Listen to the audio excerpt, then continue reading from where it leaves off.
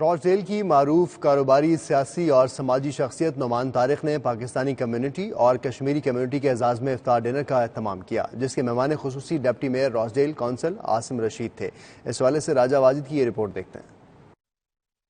راس deal کی معروف کاروباری، سیاسی اور سماجی شخصیت نعمان طارق نے پاکستانی اور کشمیری کمیونٹی کے اعزاز میں افطار ڈنر کا اہتمام کیا۔ افطار ڈنر میں سابق میئر راس ڈیل کاؤنسلر محمد زمان، سابق میئر اولڈہم کاؤنسلر جاوید اقبال سمیت بڑی تعداد میں پاکستانی اور کشمیری کمیونٹی شریک ہوئی۔ افطار ڈنر تقریب کا آغاز تلاوت کلام پاک اور نعت رسول مقبول صلی اللہ علیہ وآلہ وسلم سے کیا گیا۔ قد افلح من تزکا وذكر اسم ربه فصلى بل تؤثرون الحياة الدنيا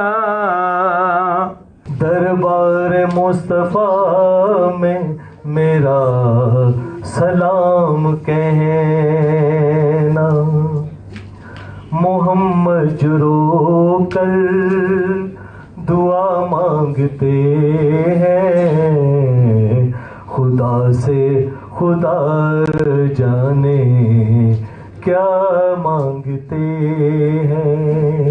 میڈیا سے گفتگو میں ڈپٹی میئر راس ڈیل کاؤنسلر عاصم رشید اور دیگر شرکاء نے میزبان نعمان طارق کا شکریہ ادا کیا۔ یہ جو افطاری کا اہتمام ہوتا ہے، اس میں ایک تو اللہ کی خوشنودی حاصل ہوتی ہے، اور دوسرا یہ کہ آپس میں مل بیٹھنے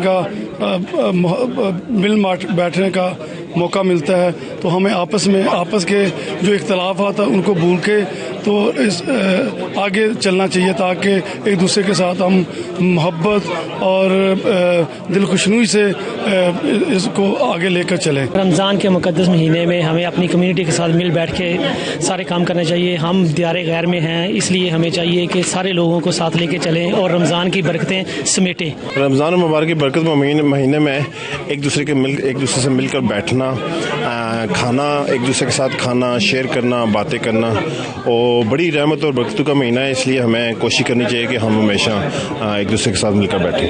تو انہوں نے وجہ تو کہ مل بیٹھنے کا موقع مل آیا، تو ساری سنگتاں بال ہوئی نا، اصل سب ساتھیاں اور میڈیا نے مشکور شکر گزار ہاں کہ سب آ سکے اپنا قیمتی ٹائم دیتا۔ افطار ڈنر کے اختتام پر قاری سمندر خان نے امت مسلمہ کے لیے خصوصی دعا کرائی۔ کیمرہ ٹیم کے ساتھ راجہ واجد، 92 نیوز، راس ڈیل۔